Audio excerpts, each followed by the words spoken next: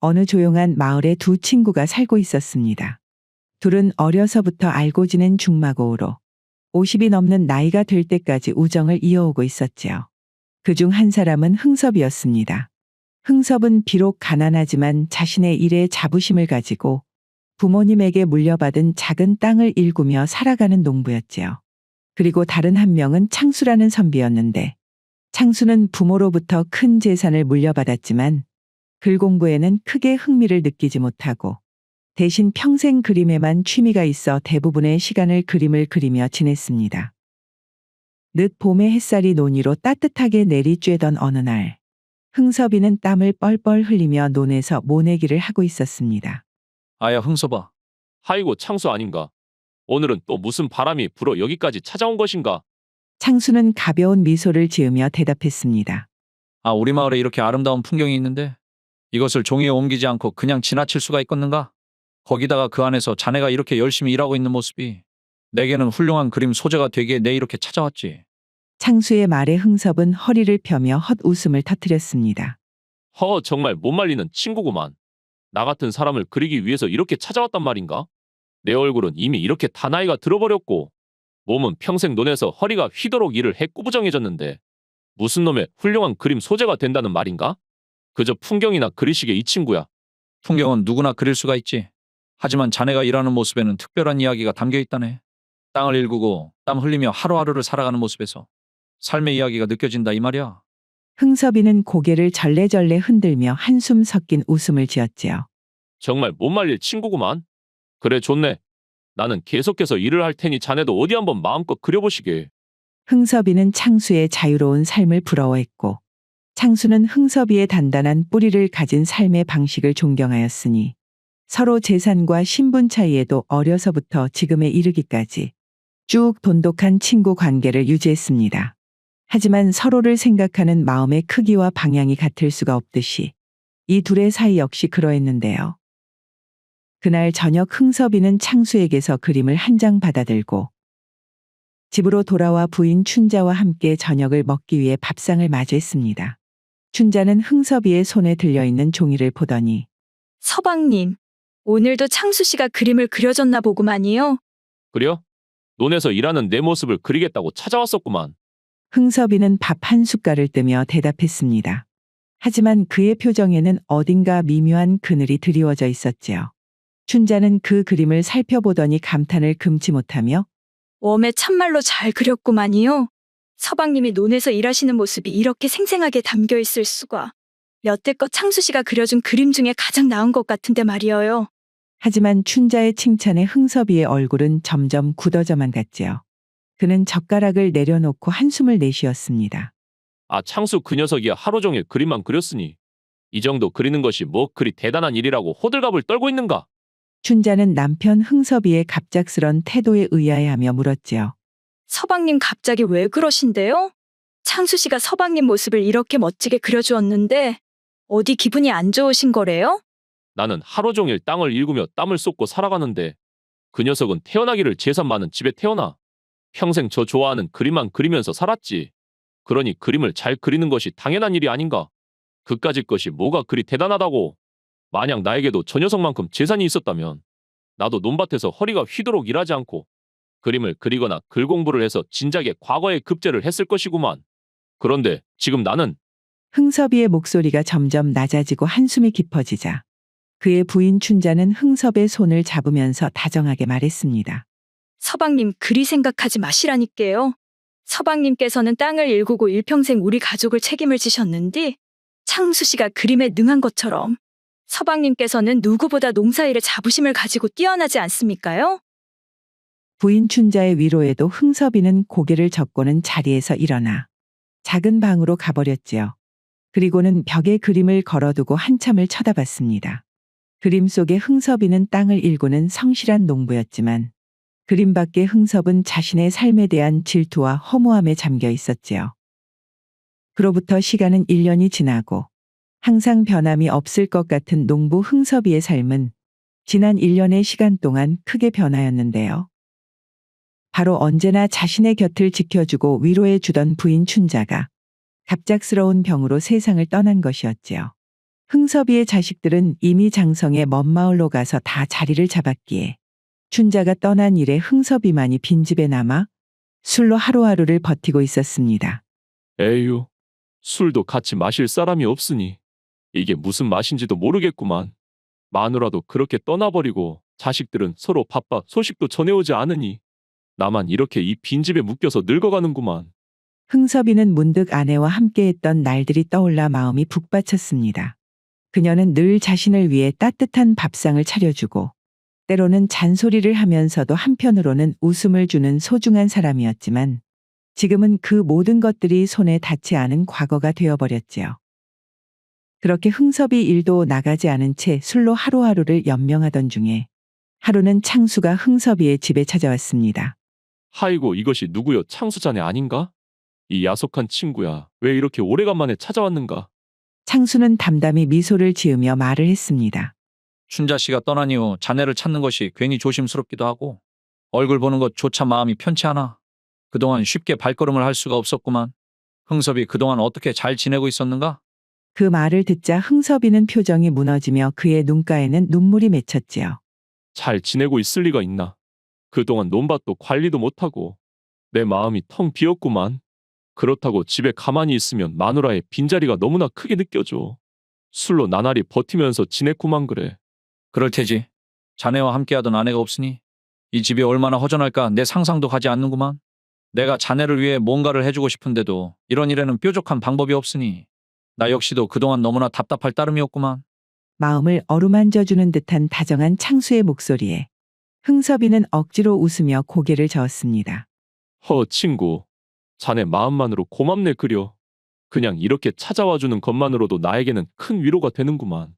그렇게 자신에게 억지 미소를 보이는 흥섭이를 보고 창수는 더욱더 미안한 마음에 한숨을 내쉴 뿐이었습니다. 이후 집으로 돌아온 창수는 부인 선옥이 차려준 푸짐한 저녁상을 앞에 두고도 젓가락질을 멈춘 채 생각에 잠겨 있었지요. 선옥은 그런 남편의 모습을 보고 이상하게 여기고는 물었습니다. 여보 오늘따라 왜 그래요? 평소 같으면 벌써 밥 공기를 2그릇을 비우고도 남으셨을 양반이 도대체 무슨 일이 있으셨단가요? 부인이 걱정스러운 눈길로 묻자 창수는 한숨을 내쉬며 젓가락을 내려놓았지요. 오늘 흥섭이네 다녀왔구만. 그런데 말이오. 그 친구가 생각보다 훨씬 더 힘들어하고 있더라고. 춘자가 떠나고 나서 외로움에 파묻혀 있는 모습이 말이 아니었다니까 글쎄. 선옥은 남편의 말을 듣고 조용히 고개를 끄덕였습니다. 그럴 수밖에 없겠지요. 아내를 잃고 혼자 사는 삶이라니 그거 얼마나 적적하겠어요. 창수는 깊은 고민에 잠긴 얼굴로 계속해서 말을 이어갔지요. 내가 그 친구를 보면서 문득 이런 생각이 들더라고. 만약 당신이 나보다 먼저 떠난다면 나도 흥섭이처럼 그렇게 절망에 빠지고 있지 않을까 하고 말이오. 선옥은 잠시 말을 잇지 못하다가 남편의 손을 잡으며 나지막히 말했습니다. 여보 그런 생각하지 마시구려. 우리가 지금 서로 곁에 있는 것만으로도 감사해야 하지 않겠습니까? 하지만 흥섭 씨가 처한 상황은 참말로 안타깝구만요. 그래서 더 답답하고만 그래.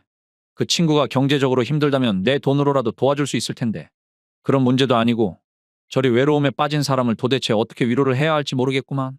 창수의 부인 선옥은 잠시 생각에 잠겼다 말을 했습니다. 그 외로움은 누구도 대신해 줄 수 없는 거 아니겠습니까? 부인이 떠난 자리를 채울 수 있는 사람을 어디에서 찾을 수도 없는 노릇이고 거기다 저렇게 가난한 호라비에게 과부가 들어설 일도 만무할 터이니 우리들은 그저 마음으로 빌어주는 수밖에 없지 않겠어요? 그녀의 말에 창수는 고개를 끄덕였지요. 자네 말이 맞네. 결국 우리가 할 수 있는 건 그저 흥섭이의 마음이 빨리 평안을 찾기를 바라는 마음으로 천지신명님께 기도라도 올리는 것 말고는 도리가 없겠구만. 그날 밤 창수는 선옥과 함께 정화수를 떠놓고 하늘에 기도를 올렸습니다. 그의 부인 선옥 역시도 남편 창수 옆에서 간절히 두 손을 모았지요.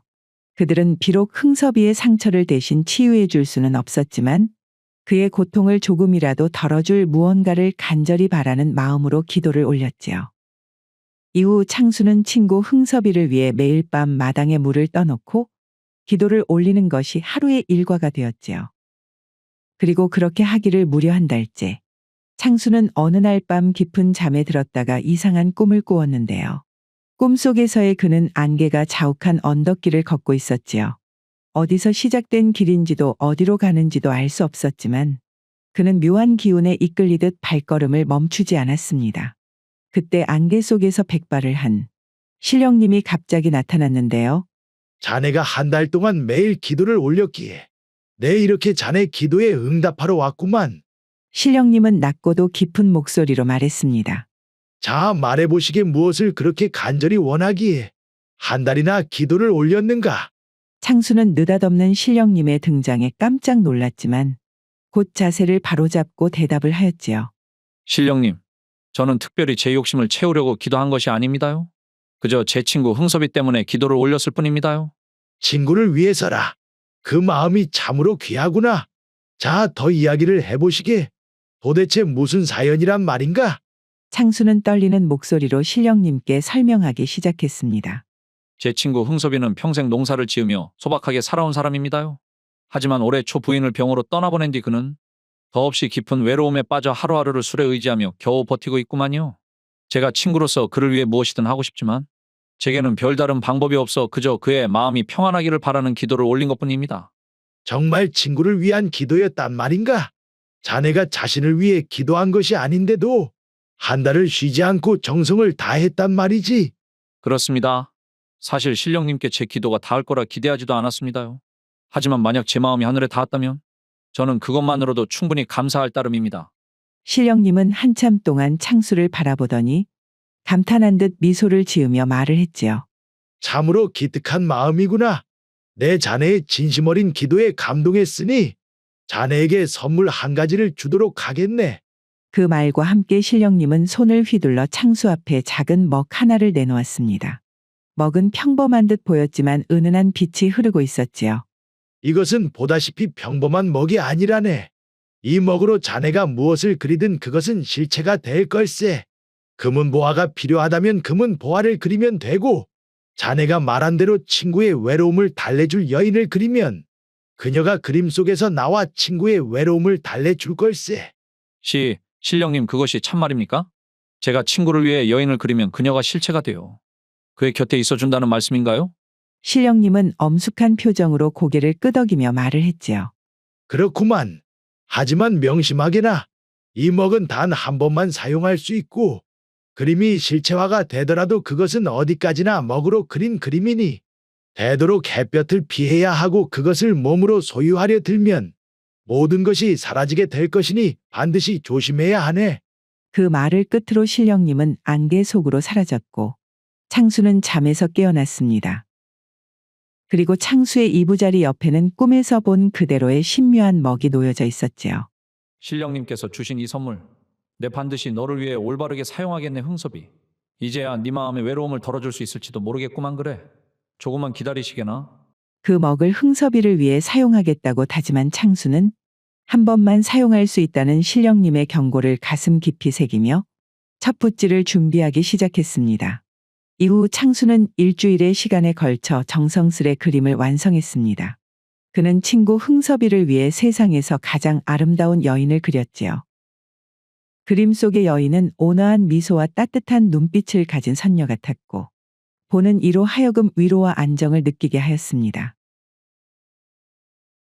그렇게 힘들게 완성한 그림을 품고 흥섭이를 찾아간 날, 창수는 이전보다도 훨씬 초췌해진 흥섭이의 모습에 마음이 아팠습니다. 그는 이전보다도 더 야위어 있었고 그나마 남아있던 생기마저 사라진 듯 하였지요. 흥섭이 자네 나왔구만. 창수, 자네 왔는가? 어서 들어오게나. 창수는 방으로 들어가 앉으며 흥섭이를 유심히 바라보며 말했습니다. 아니 도대체 얼굴이 이것이 뭐란 말인가? 자네 밥은 제대로 먹고 있는 것인가? 밥은 그냥 입에 넣으면 삼키고 있지. 그런데 아무리 먹어도 입맛이 나지를 않는구만. 춘자 없는 집안에서 나 혼자 밥을 먹는 것이 무슨 의미가 있겠는가? 창수는 흥섭이의 말을 듣고 가슴이 먹먹해졌지요. 그래서 내가 자네를 위해 뭔가 준비를 해왔네. 창수는 품에서 두루마리를 꺼내 조심스레 펼쳤습니다. 두 사람 사이에 놓인 그림 속에는 마치 살아 움직이는 듯한 아름다운 여인이 그려져 있었습니다. 그녀는 온화한 미소로 흥섭이를 바라보는 듯했고 그림에서 뿜어져 나오는 기품이 방 안을 채워가기 시작했지요. 이것은 정말 아름답구먼. 그런데 이 여인은 대체 누구란 말인가? 이 여인은 자네를 위해 내가 그린 그림이구만 이 친구야. 이것이 말이야 단순한 그림이 아니구만. 자네가 마음을 다해 이 여인을 부른다면 그녀가 그림 속에서 나와 자네의 말동무가 되어 외로움을 달래줄 것이구만. 흥섭이는 놀란 눈으로 창수를 바라보며 말했습니다. 무슨 소리를 하는 겐가 자네? 그림 속 여인이 나온다니 그런 일이 어찌 가능하단 말이오.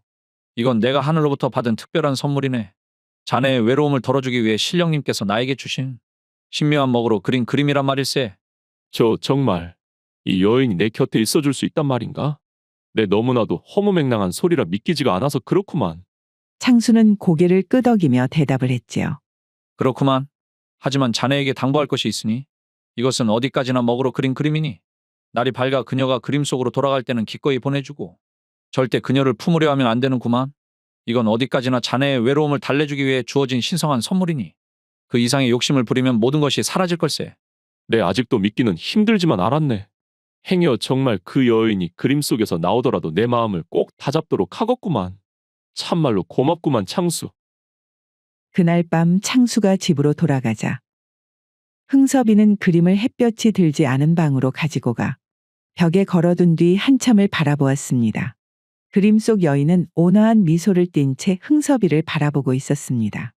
그녀의 고운 자태는 볼수록 기품이 넘쳤고 그 미소는 적적한 마음을 조금씩 덜어주는 것 같았지요. 참 내 무슨 꿈 같은 이야기를 믿겠다고. 아무래도 창수의 이야기는 도무지 믿을 수 없었지만 밤이 깊어질수록 흥섭이의 외로움은 점점 커져가고 술기운까지 오르자 그의 마음에는 이상한 용기가 싹트기 시작하였지요. 어차피 아무도 없는데 거 창수 말대로 한번 해봐서 손해볼 것은 없지 뭐. 여인아, 정말로 이 안에 있는 거라면 나와서 내 말동무가 되어줄 수 있겠냐잉. 그 순간 방 안의 분위기가 바뀌었습니다. 온 방이 갑자기 따뜻한 빛으로 물들기 시작하더니 어디선가 은은한 꽃 향기가 퍼져나갔습니다. 흥섭이는 갑작스러운 변화에 깜짝 놀라 뒤로 물러섰고 그의 눈앞에서는 믿기지 않은 일이 벌어졌는데요. 그림 속 여인이 천천히 움직이더니 그림 밖으로 걸어 나오고 있는 것이 아니겠습니까? 자, 자네는 누구신가? 흥섭이 놀란 목소리로 묻자 여인은 부드러운 미소를 지으며 고개를 숙였지요. 저는 당신이 부른 그림 속의 여인입니다. 이렇게 불러주셔서 감사합니다. 흥섭이는 한참 동안 여인의 고운 목소리에 넋을 잃고 그녀를 바라보다 겨우 정신을 차리고 자신에게 물었지요. 이게 정말 꿈이 아니란 말인가? 그림 속 여인이 이렇게 나와서 말을 걸다니. 이건 마치 하늘에서 선녀가 내려온 듯하구만. 여인은 조용히 웃으며 방 한쪽에 있던 작은 상으로 걸어가 천천히 술상을 차리기 시작했습니다. 여인의 움직임 하나하나에는 우아함이 깃들어 있었지요. 제가 술을 따라드려도 되겠습니까? 그럼 이렇게까지 나와줘서 참으로 고맙구만. 혼자 술을 마시는 것은 정말 지겨웠거든. 여인은 술잔을 들고 조심스럽게 술을 따르며 말했지요. 이렇게 적적한 밤을 저를 불러주셔서 정말 감사합니다. 이제는 더 이상 외롭지 않으실 겁니다. 차 창수, 그 친구가 했던 말이 정말 거짓말이 아니었구만. 그날 밤 두 사람은 함께 술잔을 기울이며 이야기를 나누었습니다. 여인의 따뜻한 말씨와 섬세한 행동은 흥섭의 마음을 어루만져 주기에 충분하였고 오랜만에 잊고 있던 웃음 또한 찾아주었지요. 그리고 시간은 어느새 동이틀 무렵이 되자 여인은 조용히 말을 건넸습니다. 이제 그림 속으로 돌아갈 시간입니다. 하지만 제가 다시 필요하시다면 저는 언제든 당신과 함께할 준비가 되어 있으니 불러주셔요. 흥섭이는 아쉬운 마음에 망설이다가도 창수의 당부가 떠올라 고개를 끄덕이며 말했습니다. 그래, 내 욕심 부리지 않겠구만. 오늘 밤은 참말로 고마웠다네. 그렇게 여인은 다시 그림 속으로 돌아갔고 방 안을 채웠던 따뜻한 향기와 온기도 함께 사라졌습니다. 하지만 흥섭은 텅 빈 방 안에서 더 이상 외로움이 느껴지지 않았지요. 다음 날 아침 흥섭이는 오랜만에 가벼운 발걸음으로 논으로 향했습니다. 그는 오랜만에 논밭을 둘러보며 몸을 움직였지요. 땅을 고르고 별을 살피면서 그는 다시 자신을 되찾아가는 찾아가는 듯 하였습니다. 그리고 그날 오후 창수가 논으로 찾아와 일상으로 돌아온 흥섭이를 발견하고는 기쁘게 말을 건넸지요. 아니 흥섭이 자네 얼굴이 왜 이리 좋아졌는가? 엊그제만 하더라도 세상이 다 끝난 얼굴이었는데 그 그림이 정말 효과가 있던가? 아, 이것이 다 창수 자네 덕분 아니겠는가? 자네가 말한 대로 정말 그림 속 여인이 나와서 내 말동무가 되어주더구만.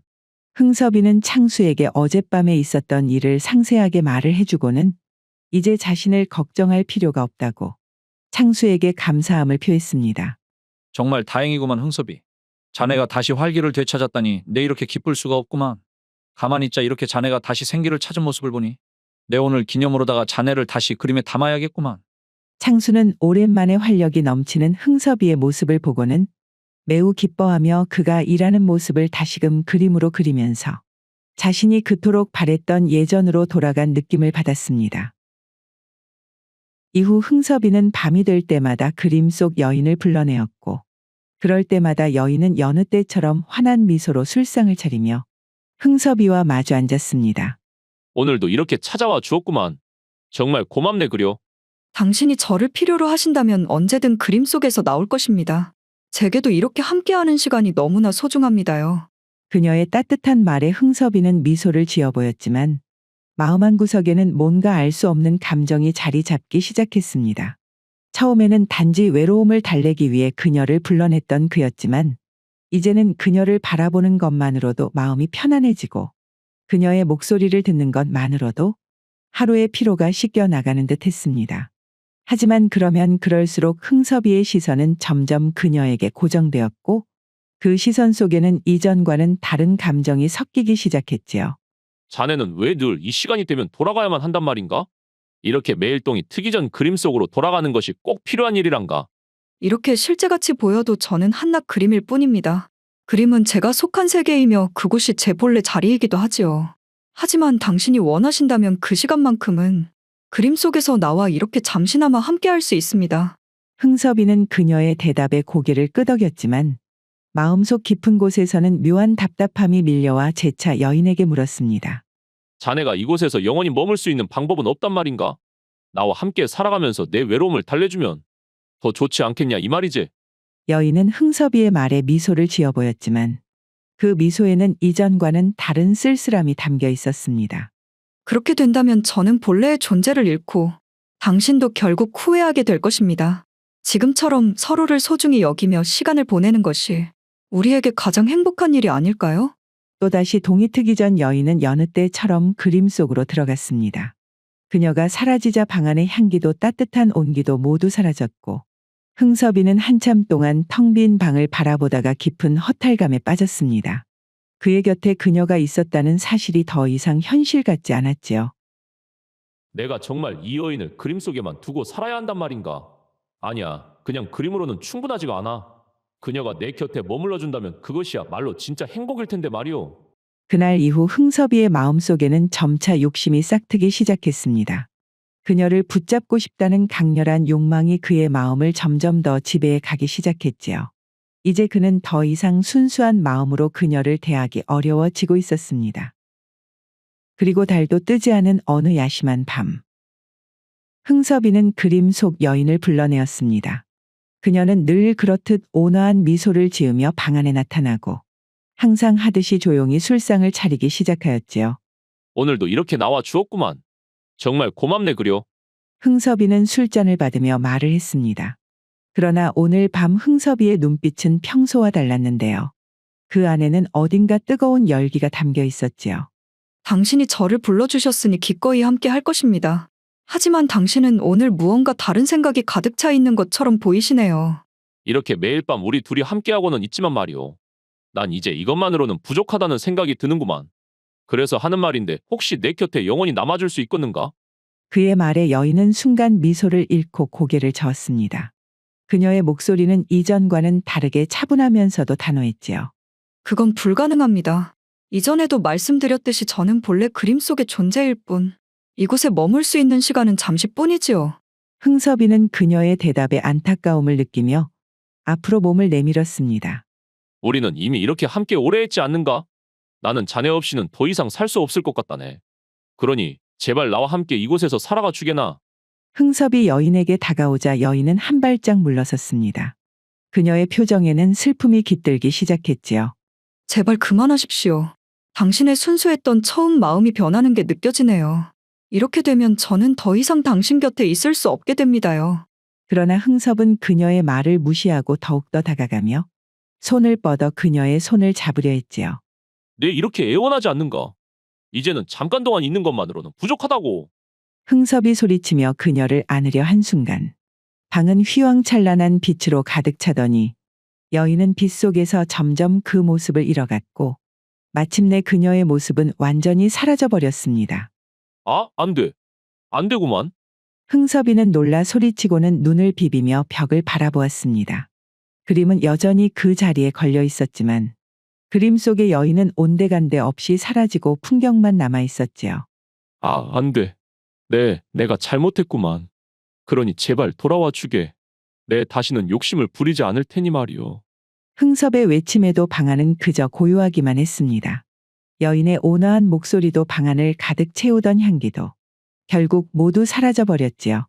흥섭이의 방은 텅 비어버렸고 그의 마음은 더 깊은 허탈감과 후회만이 가득 차 올랐습니다. 다음 날 아침 흥섭이는 해가 뜨자마자 창수의 집으로 향했습니다. 그는 밤새 마음을 정리하며 창수에게 사과하고 다시 그림을 그려달라 부탁해야겠다고 결심했지요. 창수, 자네 안에 있는가?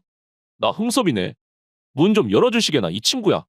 잠시 후 문이 열리며 창수가 나왔습니다.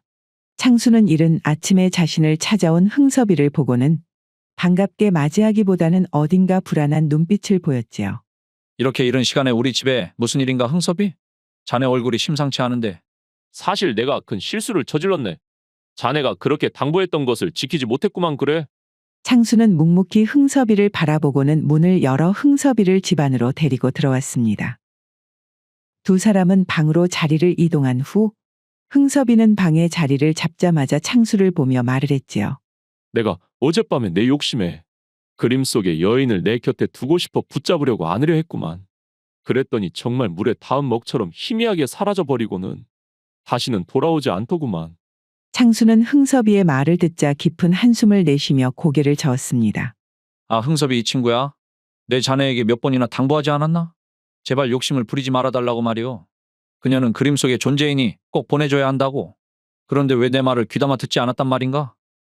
창수 자네 내가 잘못했구만. 자네의 당부를 가볍게 여겼던 게 큰 실수였어. 이제 말일세. 다시는 그런 어리석은 짓은 하지 않을 테니. 그러니 한 번만 더 그녀를 그려주시게나. 창수는 간절히 애원하는 흥섭이를 한동안 말없이 바라보다 씁쓸한 표정으로 고개를 저었습니다. 흥섭이 자네, 내가 그 그림을 그리기 위해 얼마나 많은 것을 포기했는지 알기나 하는가? 자네는 그 그림이 단순히 붓질 몇 번으로 나온 그림이라고 생각을 하는 것이야? 흥섭이는 창수의 말을 들으며 불편한 표정을 지었지만 창수는 멈추지 않았지요. 나는 하늘에 기도를 올리며 자네를 위해 정성을 다해 그 그림을 완성했었네. 그것은 단순한 그림이 아니라 내 마음과 노력이 담긴 선물이었구만. 그런데 그런 선물을 자네는 한순간의 욕심으로 망쳐놓고서는 그것도 모자라 이제 와서 다시 그려달라고 하다니. 자네 너무 염치가 없는 것 아닌가? 그 말을 들은 순간 흥섭이는 화를 참지 못하고 목소리를 높여 소리쳤지요. 아, 그깟 그림 하나 가지고 왜 이렇게 유세를 떠는 것인가? 부모 잘 만나서 평생 고생 한번 안 해본 자네가 할 줄 아는 것이 그깟 쓸모없는 그림 그리는 것뿐인데 내가 이리 애원을 하고 있는데도 그것 하나 못 해줄 만큼 꼭 이렇게 비싸게 굴어야겠나? 창수는 흥섭이의 말을 듣고 충격을 받은 듯 멍하니 바라보다가 천천히 입을 열었습니다. 자, 자네가 여태 나를 그런 눈으로 보고 있었던 것인가? 다른 사람이야 나를 그렇게 본다 해도 어쩔 수 없지만서도 적어도 자네만큼은 나를 이해해주는 친구라고 생각을 했는데. 그런데 어찌? 창수는 말을 멈추고 한참 동안 흥섭이를 바라보았습니다. 흥섭이를 바라보는 창수의 얼굴은 배신감으로 일그러져 있었지요. 더 이상 자네에게 할 말이 없구만. 흥섭이 자네 그만 돌아가시게나.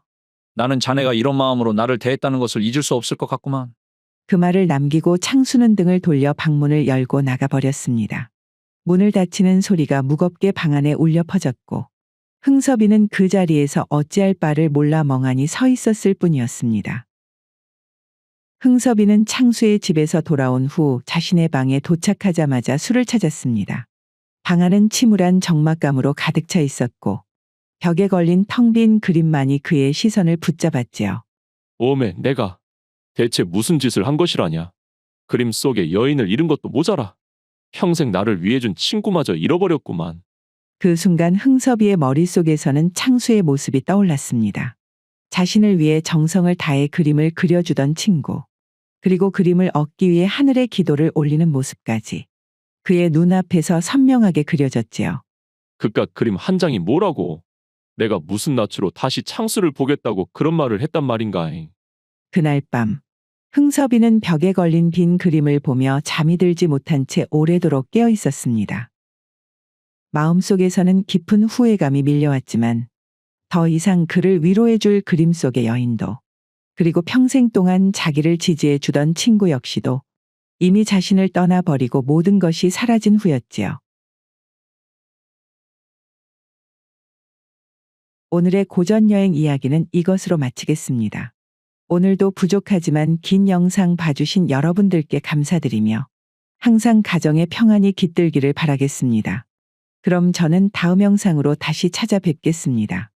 감사합니다.